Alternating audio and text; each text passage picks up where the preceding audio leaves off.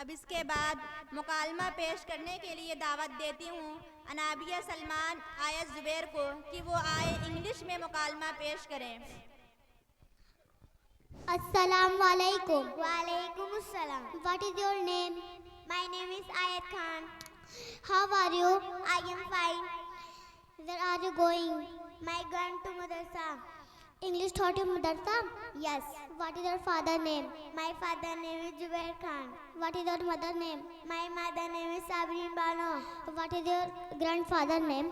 My grandfather name is Sabuddin Khan. माशाल्लाह, very nice. Thank you. अस्सलाम। माशाअल्लाह, ये देखिए 4-4.5 साल की बच्चियां हैं। इंग्लिश में आपके सामने जो है मुकालमा पेश किया, यानी इंग्लिश में इन्होंने तारुफ कराया कि मेरा क्या नाम है, मेरे अब्बू का क्या नाम है, मेरे अम्मी का क्या नाम है, मेरे दादा का क्या नाम है। ये जो है मुकालमा में इस इंग्लिश के अंदर आपके सामने पेश किया है। अल्लाह जज़ाए खैर दे।